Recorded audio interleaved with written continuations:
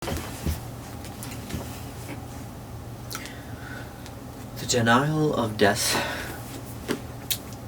by Ernest Becker is not a novel, obviously, but it's a hard-hitting, very thorough investigation into the existential, just hard and fast, complete, no sugarcoating, no just, trying to get to the core of what death is, psychologically, and just, going as far back as, not only just, kind of Freudian / Jungian, analysts and, psychoanalysts and all that, but further back, too, into, old traditions and, the way people treat death and, different people. It's psychological, I'd say, Ernest Becker himself was a psychologist. He, born in 1924, died, I believe, in the 70s, and I think this is his last book. I'm not exactly sure what it was, health concerns, but maybe the fact that this book was also written shortly before his death, maybe that had something to do with it. I'm trying to really get to the bottom of this, but, it, in a sense, it reminded me a bit of Tolstoy. I can't remember the name of the essay he has. It was basically what he was talking about, his beliefs, and he was talking about his, I've completely blank here on the name of it, but I will someone find it. But it is a bit like The Death 5 and Ilyich 2, in the sense that you're thrown into the absurd, in the middle of the absurd, you find yourself stricken with something, out of nowhere, just some kind of sickness, or you hit your head in such a way that it creates a hemorrhage, and that bleeding hemorrhage it just gives you die, I know people, too, that have got, lifelong PTSD, basically because of something terribly absurd, just as simple as just hitting your head, or something falling on his head. It's just super, just out of nowhere. You wouldn't expect it, but the Denial of Death, Becker talks about these things. He's, he tries to, go back, Tolstoy, what I was talking about.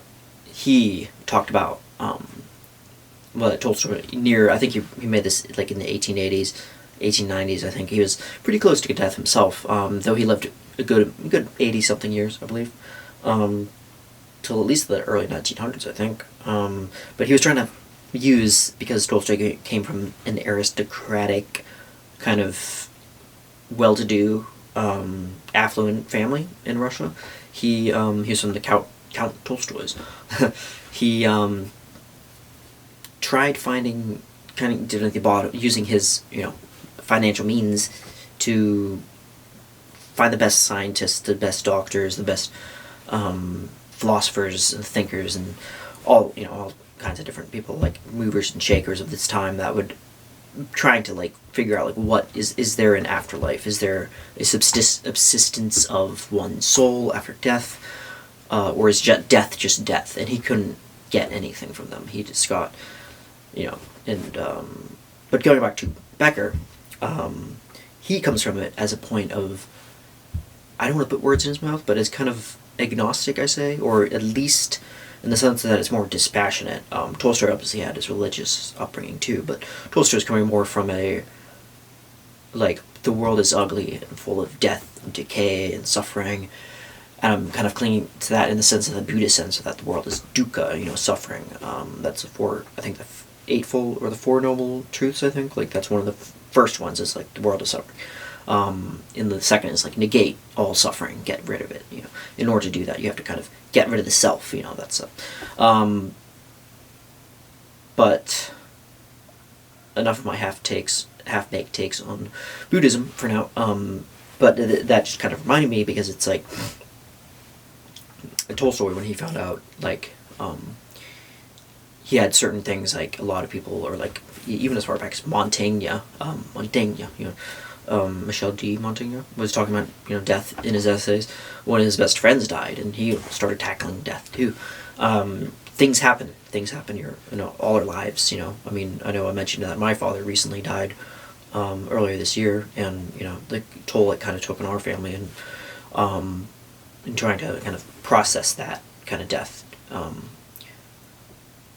because it's strange. Like, it doesn't make any sense, but at the same time, it's what we are born to die. as cliched and kind of pop song-esque as that sounds, it really is. Like it, like there's being and there's non-being. Being and nothingness. In a sense, there's like we're all. Ernest Becker, when he said, like, first started kind of researching this, he came from a background of psychoanalysis, with Freud, and then he started talking about not just Freud and Adler and Jung, but also Otto Rank, who was a student of Freud, I believe, and he kind of broke and did his own thing. And a similar thing, Carl Jung also broke away from Freud's direction and his Freud's avid kind of material kind of view on life, and this plays into the novel. Into the denial of death, because their differing views obviously kind of spurred his interest in, like, the personality types of, like, the psychological types in the early 20s, I think, and which was a kind of fledgling kind of look into typology, and then all other people kind of took it and blah blah blah, but more so, I think Becker comes from that same tradition of psychoanalytic kind of trying to figure out, like, get to the bottom of human behavior, and there's a bit of anthropology in there too, sociology too. Like, he talks about how Otto Rank was trying to figure out, like, this fear of death in his patients, and that there's a death drive too, like the Freudian death drive, where people do things. This is my botched attempt at it, because even though I did listen to the essay Freud wrote, I believe, I didn't, like, absorb a lot of it, because it was, like, so much lingo in it that I have to kind of process it. But I think what he was getting at, Freud was saying that there's a death drive, and he thought that everything was driven by the pleasure principle. Like, he thought that was the end-all, be-all. Like, everybody was just going, everybody was hedonic, treadmill, kind of Epicurean, choose that which is for one's own kind of self-interested, whatever feels good, like drinking, sleeping, sex, it could even be, vaguer forms of it, like maybe just performing, or, like singing, or, dancing, but whatever it is, people try to, he actually found out that there are cases of people that, and you kind of see this in serial killers too, as much as I'm not, like, really into into the true crime thing, especially whenever the sun starts going down early, and the seasonal kind of disaffected, I don't know, what's the disorder? I can't remember. But, that kind of thing comes around. It's like, I kind of succumb to the whole, like, oh, well, let's go back on that, who's that one serial killer I was trying to, like, and yeah, I'm not trying to, what I'm saying is I really don't like, at the core, what a lot of true crime becomes, because it's just the same old story kind of over and over again. Like, you can't really glean anything from it it's just like, like, I think the best thing at the end of the day is just, like, to not talk about it, but then again, there's, like, shows like Mindhunter, which I really like, which, like, that was the way, Johnny Douglas, the book Mindhunter, he was talking in the Netflix show, which is a great show, no, without some flaws, obviously, but talks about more so, like, what we're missing out on if, people, like, serial killers, like, their, behavior change. Like, it used to be easy to catch them. It used to be kind of, like, the reason that they went out to kill is, like, because, like, they were bullied in school, or their wife cheated on them or something. But then it became more, like, more abstruse and more convoluted. It's like vague societal problems. It could be who knows, psychological problems. It could be psychopathy or sociopathy, but not. It could be the dark triad or whatever. And I think there is something to the whole kind of psychoanalysis thing, but it can get stuck in circles too. I've seen just kind of just going around, and but yeah, Freud observed that the death drive was kind of the pinnacle, because you see this kind of in killers, like I said, somebody maybe like Richard, what was his name?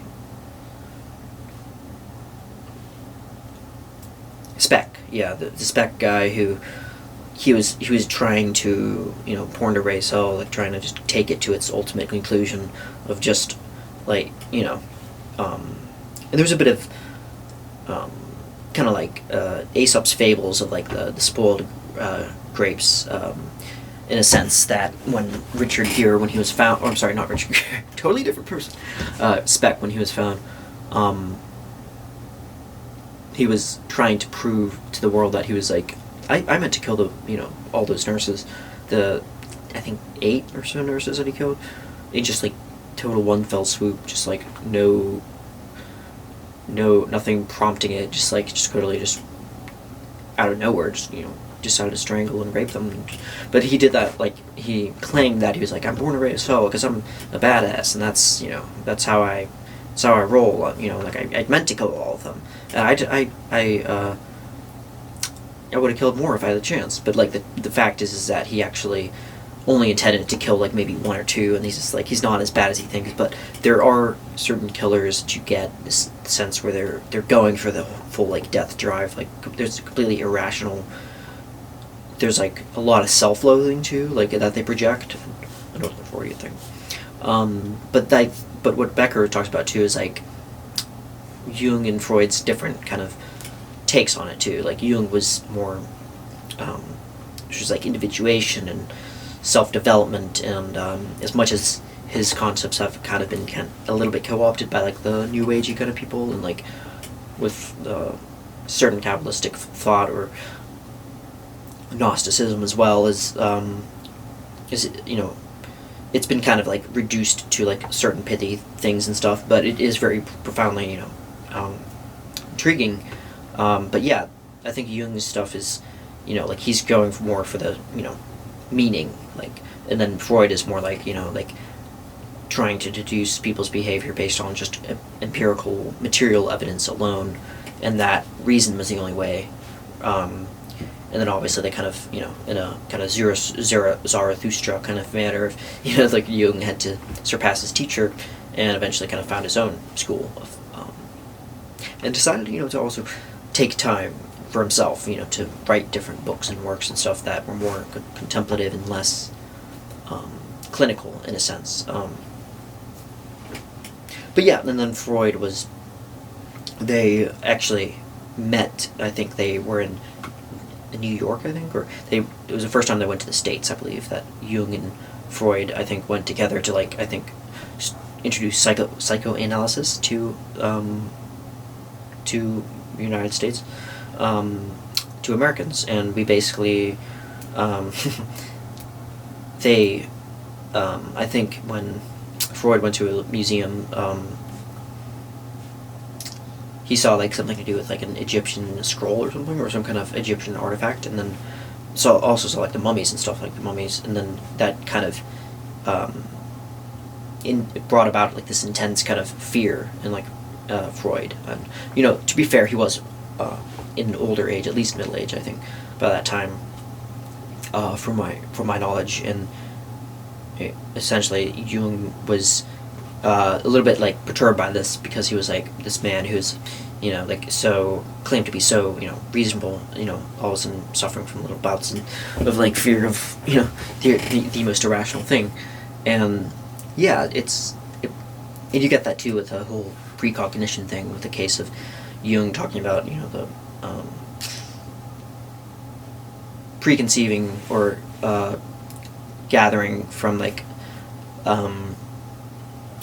like the collective unconscious, I guess, in a sense, that that something would happen right then and there, like 2 seconds, that an artifact, that antique artifact that you have on your bookshelf is going to rattle, and sure enough, it did. So, but yeah, that kind of shows a stark difference between Freud and Jung, and I mentioned this because Ernest Becker brought this up as kind of the different kind of personalities that, and how they navigate death, and he talked about like kind of the artist way of doing it, and basically he kept referring back to this Latin root word, I believe it was causa sui, casa, or causa sui, which I think means an end in itself. Meaning that we do things in life, not only just to sustain a living or just to kind of get by, but we often find ourselves kind of pursuing meaning or drawing towards something in order to kind of, as it causes to a project. So that might be a family, something as simple as building a family. This is something, a material that's going to outlive me. The artist says, like, forget the family, but in some, not all artists obviously, but like kind of the idea of it, like, I'm going to just build my empire of, so to speak, of just my creation of my work, and my masterwork, especially, is going to outlive and outnumber nations. And even if it is, short-lived or not even seen in my lifetime, but who's to say that could have been in preponderance of our, for propriety's sake. And that's kind of what Ernest Becker calls the artist kind of causes sway. He says something that's pretty profound, something to the effect of like the artist is so often so close to the madhouse because, and sometimes you might find them, two and two almost go hand in hand together, and that's kind of interesting because that is in a sense true. I mean, some might call it kind of a shallow stereotype to say that all artists are insane, but like when you see kind of the correlation between schizophrenia or schizoid types, or generally neurodivergent, I guess is the term, of just people that are beyond the norm, outside just what typically accepted behavior, and it can start with kind of tiny eccentricities like Dostoevsky not being able to tie a shoe. I'm not sure if that. I guess I hit my bass guitar here. I don't know if that's actually a fallible fact at all. I don't think it is, but it just kind of sounds funny in a way that in the sense that it's to them it doesn't mean anything. Like to the artist, to them, it doesn't. To what good is tending to a family, or like tending to yourself, especially self-care, when it's like you have so many things, so many monuments in your mind of like what's going to go on next, and the culture and everything around you, and it's like overwhelming, and I can understand that definitely. But for the normal person, that's not the case. They're just gonna kind of find like they'll try to kind of keep themselves occupied. A lot of people in their causa sway are in the sense that they just live in carpe diem, like seize the moment, don't think about it, and that's that, and thinking about it a lot, and just like we don't know what's gonna happen for sure, what's gonna happen after death. Why bother thinking about it? It's kind of the modus operandi, from my knowledge of kind of how some people think about this, not everybody. I think people think about death a little bit more than they let on, because once you start asking people, even like the most unseemliest people, I don't mean unseemly in like the sense that they're horrible or anything, but just what the most unlikeliest people, I think it's the word, people, you ask them and you prod them a little bit, and you find out that, oh, well, maybe they're, maybe, this thing about death is like, it's underneath everybody. And even if we don't articulate it, or even if we don't seem to be, the first ones grieving at a funeral, because we couldn't find the words, or we couldn't find the expression, the niceties, or, to find the energy within us, it seemed appropriate, we still kind of manifest and we scatter that energy kind of throughout different means and different ways, and yeah, like as for death has been, it's been as far back as it stretched back to the beginning, as long as sentient like it's in beings could sense pain, and there's been the ever waking moment of our life spent thinking about death has been toward that, and I imagine there's like the kind of the different theories about this. Like some people take on like, well, my way is like the great man. I'm going to be a great man. I'm going to do this. In a sense of like, I'm going to be successful. I'm going to be rich. I'm going to seize the day in a different way, and I'm just going to.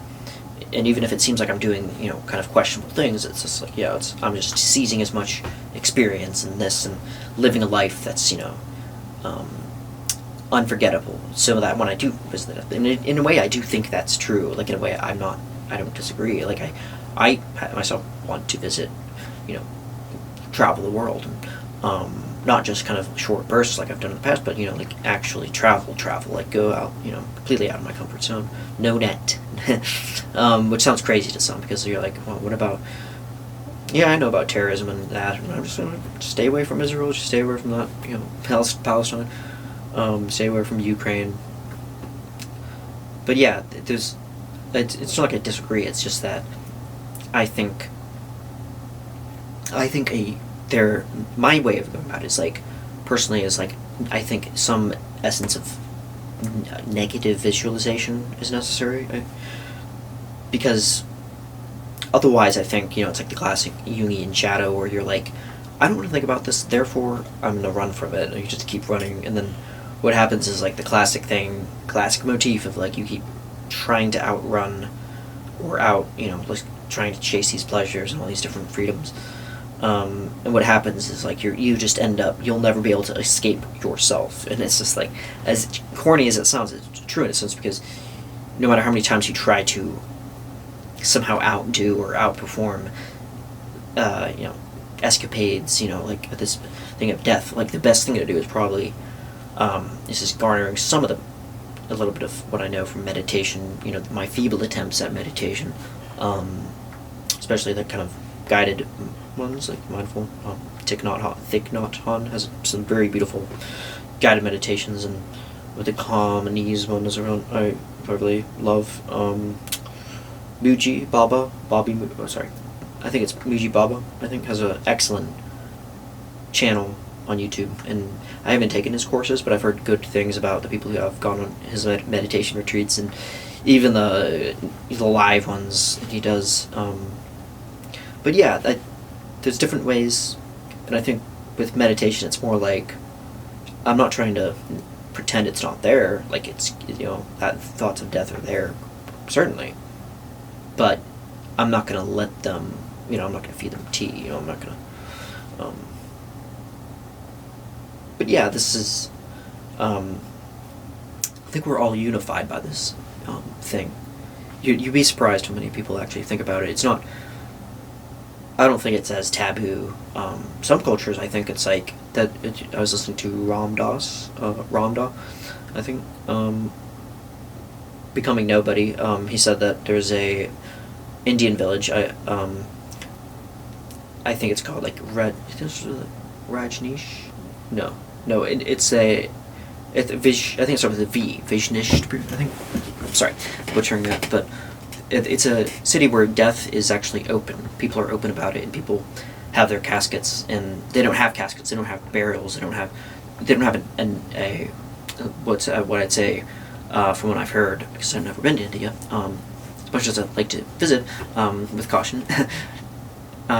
There's a culture of there's no economy or business to be made out of fashioning, prettying people up before death and making them, beautifying them, in vain efforts to kind of wrangle out, stuff that's natural. They just let them lie in the dirt, in the rivers, in the river Ganges. I think they let them just like lay out in the rivers and strewn about, and I heard it's quite horrific. I've seen little pictures of it, but I do know, down the rabbit hole there are more gross things that happen with that. People, there's some accusations, I think, for like cannibalism, I think.